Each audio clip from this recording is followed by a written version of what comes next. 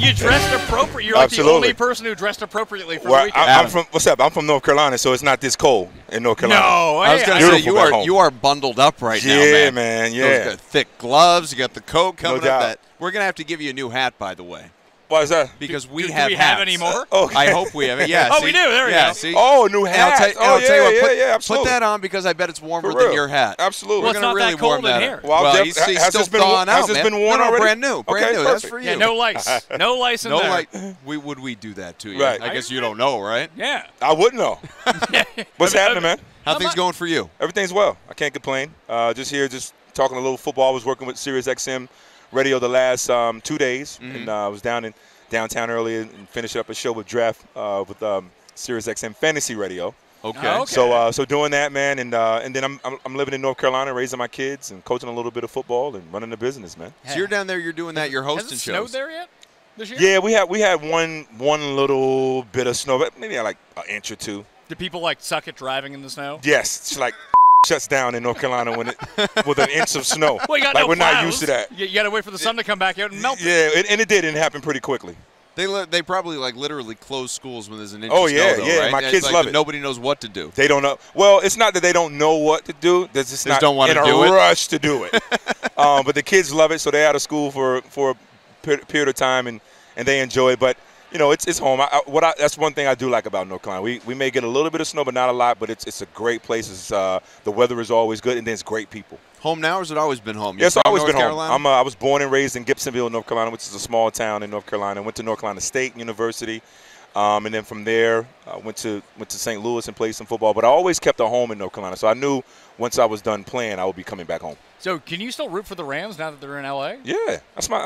It's your team. Yeah. I mean, you know, it took me initially when they moved to LA. I was bitter, and Just like everyone in St. just like Louis. everybody. But now I've gotten over that, and I've been out to LA several times, and the fans out in LA treat me very well. And when we was in St. Louis, and when we would travel to Arizona, or when we would play the Chargers, anytime we were on the West Coast, we had a great deal of LA fans come to the games. So it was good to get back to LA and be able to resonate with the folks. How do you feel about this Super Bowl? Obviously, as a former member of the Rams, Mm-hmm. I mean, we know, like, it's not like Rams fans and Rams players of a certain era are You big were there fans when of this the all Patriots. started. Yeah, man, I was. Yeah, we. You know what? I'm looking forward to a good competitive Super Bowl. I think Philly has all of the. They have a ton of talent on both sides of the ball. Then obviously the Patriots this is their 8th Super Bowl, and the continuity that they have from the management to some of the players on the roster, with Tommy being one of the long-standing players on the roster, it's hard to root against the Patriots in terms of the big game because they've been here so many times. The experience is there.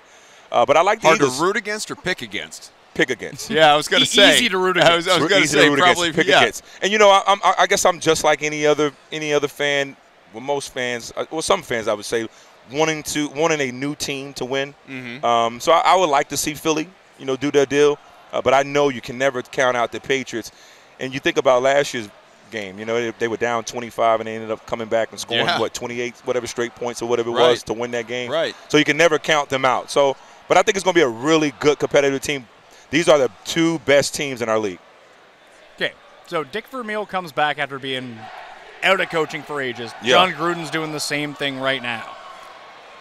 Can the game pass you by after 10 years, even if you're around it? But if you're not coaching, you have like one example ever that worked. Now you have John Gruden trying it again. Joe Gibb came back and didn't really do much. Right. Can you do that? How much has football changed in the last 10 years? Well, it's changed a ton. But I think John can come back. I think Gruden can come back and actually make a pretty smooth shouldn't say smooth, but a pretty good transition. You know, he's done ESPN for years, so he stays around the game. He's talked to a lot of these players that he's now coaching. Now will be coaching. In the back of a bus. Right, in the back of a bus. And, you know, he does his film study with the quarterback, so he's very familiar with all the quarterbacks. Coaches meetings. So I think he can resonate with these guys. Now, John's ways of coaching is a little more stern than maybe people are used to. What this group is used to. So I think that's going to take some getting used to. But I think one thing that guys want in the National Football League is consistency, and they want to be coached, and they want to feel like they're getting better every single day. And I think John will be able to get that out of the players. He'll be able to demand that. He's a hell of a coach. I think he's going to put together a good coaching staff, and I think the players will feel like they're getting better every single day. What was your reaction when you saw that deal, though? 10 years. I was like, I need to jump into coaching. I was like, I need to jump into coaching. For real. Like 10 years for $100 million? For a dude that hasn't coached in however long, and when he did, he won. Right. He won a Super Bowl, but overall, was he a great coach? No. But, Al Davis, it's Al's son. Mark Davis. Mark Davis. The Bull Cat. Yeah, he said he'd been chasing him for crush. He has a man crush on Groot. Said he'd been chasing him for like 6-7 years. Which worked out really well when they had to start to question, did they actually follow the Rooney Rule practices? right. That was maybe a bad idea. And then I think they sent McKenzie out to interview a few minority coaches, and that was all optics. We already knew what time it was.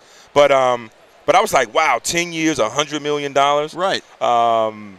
That's a lot, and they're clearly investing their time and money into John Gruden, and they're going to give him the time to get that thing changed around, and I think he can. It'll just be interesting to see who they go out and get in free agency, and then who they bring into the draft. But he's got to get Derek Carr under control. Well, I shouldn't say under control, but get Derek Carr. Get him throwing the ball down the field. Throwing the ball down the field, and then get Derek Carr to deliver his message to the squad.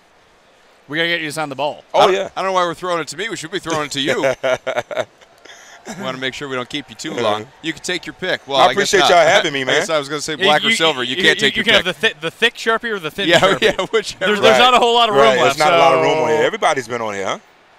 Yeah. I signed it like 20 times. Is that Chris Rose? That is Chris Rose. All right, Chris Rose.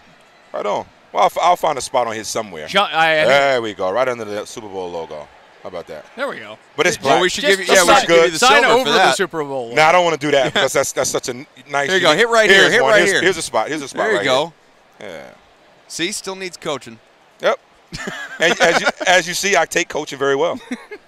You think about getting into coaching for real? Well, I coach high school football back in North Carolina. My son's a junior in high school, so I coach at Heritage High School, which is in North Raleigh, and I coach the wide receivers, and I've been the JV offensive coordinator the last 2 years. So is that like the biggest thrill ever for the kids on the high school team?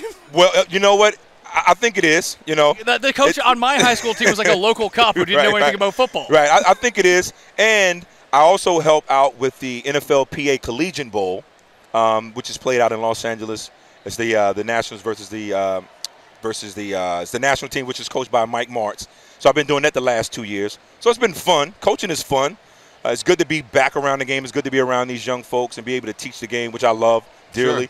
Sure. And it's good to be able to teach them the skills that they need to play well on the field, but also talk to them about things outside of the game that's going to keep them in pro football. Because it's hard to get in, but it's even harder to remain in the game of football. Sure. It's very hard. It's a lot of things that go on that these young kids, these young dudes need to be talked about, and they need the skills in order to survive. Well, thank you for your time, Torry. Man, man. Before we let you go. Oh, no, he's got more questions. Well, I got at least one more. Before I let you go, I got to know how many times a day you're asked about your finger.